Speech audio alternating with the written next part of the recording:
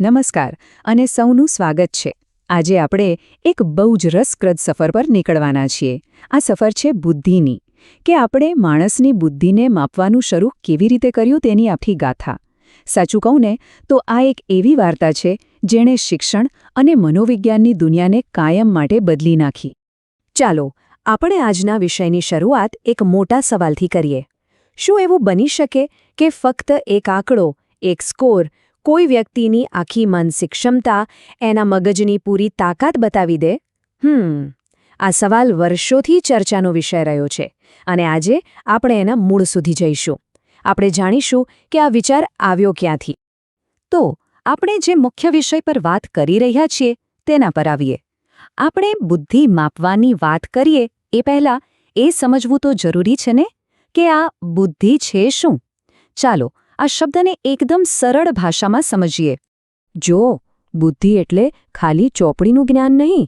બુદ્ધિ એટલે તર્ક કરવાની આવડત, નવી વસ્તુઓ શીખવાની ક્ષમતા અને ગમે તેવી પરિસ્થિતિમાં ફટાફટ કોઈ રસ્તો શોધી કાઢવાની આવડત. ટૂંકમાં કહીએ તો આ એક પ્રકારની સ્માર્ટ વિચારવાની શક્તિ છે જે આપણને રોજિંદા જીવનના પડકારોનો સામનો કરવામાં મદદ કરે છે. આપણી આ વાર્તાની શરૂઆત થાય છે 20મી સદીની શરૂઆતમાં, ફ્રાન્સમાં. એ સમયે શિક્ષણ જગત એક બહુ મોટી સમસ્યાનો સામનો કરી રહ્યું હતું અને આલ્ફ્રેડ બિનેટ નામના એક મનોવૈજ્ઞાનિકે આ સમસ્યાનો ઉકેલ શોધવાની શરૂઆત કરી. જરા એ સમયની કલ્પના કરો જ્યારે ક્લાસમાં બધા બાળકોને એક જ રીતે ભણાવવામાં આવતું હતું, પણ દેખીતી રીતે અમુક બાળકો પાછળ રહી જતા હતા. શિક્ષકોને એ સમજવું હતું કે કયા વિદ્યાર્થીઓને ભણવામાં વધારે મદદની જરૂર છે, પણ મોટો સવાલ એ હતો કે આ ઓળખ કરવી કઈ રીતે? કયા આધારે નક્કી કરવું કે કોને મદદ કરવી જોઈએ? અને બસ અહીં જ એન્ટ્રી થાય છે આલ્ફ્રેડ બિનેટની. તેઓ એક એવા મનોવૈજ્ઞાનિક હતા જેમણે આ સમસ્યાને ઉકેલવા માટે એક સાવ નવો જ રસ્તો વિચાર્યો. એમણે દુનિયાની પહેલી વ્યવહારુ બુદ્ધિ કસોટી બનાવી.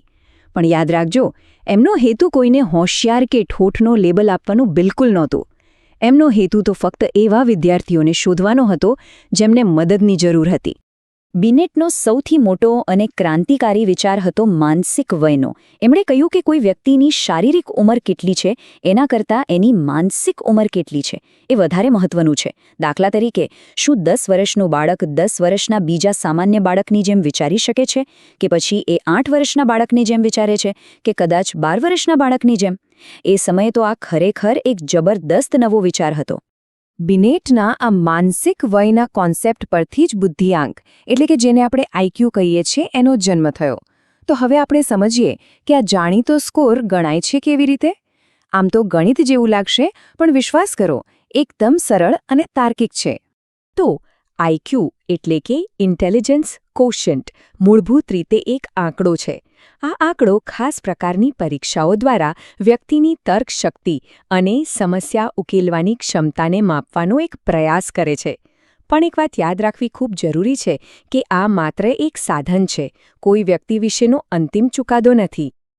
ચાલો આ ફોર્મ્યુલાને એકદમ સરળ બનાવી દઈએ. આમાં ફક્ત 3 જ સ્ટેપ છે.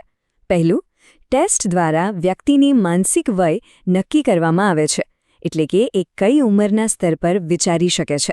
બીજું, એની સાચી ઉંમર, એટલે કે કેલેન્ડર મુજબની ઉંમર લેવામાં આવે છે. અને છેલ્લે, માનસિક વયને વાસ્તવિક વયથી ભાગીને જે જવાબ આવે તેને 100 વડે ગુણી નાખવાનો. બસ આટલું જ. ચાલો આને એક ઉદાહરણથી સમજીએ એટલે બધું સ્પષ્ટ થઈ જશે. માની લો કે એક બાળક છે જેની ઉંમર 10 વર્ષ છે, પણ એની વિચારવાની અને સમસ્યાઓ ઉકેલવાની શક્તિ એક સરેરાશ 12 વર્ષના બાળકના જેટલી છે. તો આ કિસ્સામાં એની માનસિક વય થઈ 12 અને વાસ્તવિક વય થઈ 10. હવે પેલી ફોર્મ્યુલા યાદ કરો. માનસિક વયને વાસ્તવિક વયથી ભાગો, એટલે કે 12 ભાગ્યા 10, જેનો જવાબ આવે 1.2. હવે એને 100 વડે ગુણો. પરિણામ શું આવ્યું? 120. તો આ બાળકનો આઈક્યુ સ્કોર 120 ગણાશે. આનો સીધો મતલબ એ છે કે એનો માનસિક વિકાસ એની શારીરિક ઉંમર કરતાં આગળ છે. સારું, તો આપણને 120 જેવો એક નંબર તો મળી ગયો. પણ આનો મતલબ શું? આ સ્કોરને સમજવો કઈ રીતે? ચાલો જોઈએ કે મનોવૈજ્ઞાનિકો આ સ્કોરનું વર્ગીકરણ કઈ રીતે કરે છે, એનો શું અર્થ કાઢે છે. આ કોષ્ટક જુઓ, બધું એકદમ સ્પષ્ટ થઈ જશે. દુનિયાના મોટાભાગના લોકો 90થી 109ની વચ્ચેની સરેરાશ કેટેગરીમાં આવે છે. જેમ જેમ સ્કોર વધતો જાય છે તેમ તેને સરેરાશથી ઉપર ગણવામાં આવે છે.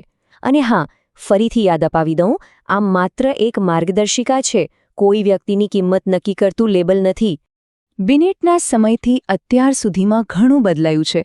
આ બધી કસોટીઓ પણ ઘણી વિકસિત થઈ છે. આજે આ ટેસ્ટનો ઉપયોગ ખાલી શૈક્ષણિક મદદ માટે જ નથી થતો, પણ વિદ્યાર્થીઓને તેમની કારકિર્દી માટે યોગ્ય માર્ગદર્શન આપવામાં પણ તે ખૂબ જ ઉપયોગી સાબિત થઈ રહી છે. ચાલો જોઈએ કેવી રીતે. જો આ કસોટીઓના મુખ્યત્વે 2 પ્રકાર હોય છે. એક છે મૌખિક કસોટીઓ, જે ભાષા અને શબ્દો પર આધાર રાખે છે, જેમ કે શબ્દભંડોળના સવાલો, અને બીજી છે અમૌખિક કસોટીઓ, જેમાં ચિત્રો, પેટર્ન અને કોયડાઓનો ઉપયોગ થાય છે. આના માટે ભાષાનું ઊંડું જ્ઞાન જરૂરી નથી. આ બંને પ્રકારની કસોટીઓ મળીને આપણને કોઈપણ વ્યક્તિની બૌદ્ધિક ક્ષમતાનું વધુ સ્પષ્ટ ચિત્ર આપે છે. તો સવાલ એ છે કે આ કસોટીઓનું સાચું મહત્વ શું છે? તે વિદ્યાર્થીની શક્તિઓ કઈ છે અને ક્યાં કદાચ થોડા સુધારાની જરૂર છે એ સમજવામાં મદદ કરે છે, અને એના આધારે તેમને એવી કારકિર્દી પસંદ કરવા માટે માર્ગદર્શન આપી શકાય છે જ્યાં તેમની કુદરતી પ્રતિભાનો શ્રેષ્ઠ ઉપયોગ થાય. ટૂંકમાં, આ કોઈના માનસિક વિકાસને સમજવા માટેનું એક બહુ જ કિંમતી સાધન છે. અને આ આખી ચર્ચાનો સૌથી મહત્વનો મુદ્દો છે. આ બધી કસોટીઓનો હેતુ કોઈને એક કેટેગરીમાં બાંધી દેવાનો નથી, પણ તેમના માટે શક્યતાઓના નવા દરવાજા ખોલવાનો છે. તે સમજણની શરૂઆત છે, કોઈ અંતિમ નિર્ણય નથી. તો આપણે બિનેટથી શરૂ કરીને આજના આઈક્યુ સ્કોર સુધીની આખી સફર જોઈ. પણ આ બધું આપણને એક બહુ મોટા સવાલ પર લાવીને મૂકી દે છે. શું બુદ્ધિ ખરેખર ફક્ત એક સ્કોર છે, કે પછી આપણી અંદર રહેલી સર્જનાત્મકતા, ભાવનાત્મક સમજ અને વ્યવહારુ કુશળતા જેવી બીજી ક્ષમતાઓ પણ એટલી જ અથવા કદાચ એનાથી પણ વધારે મહત્વની છે? આ સવાલ પર વિચારવા જેવું છે, ખરું ને?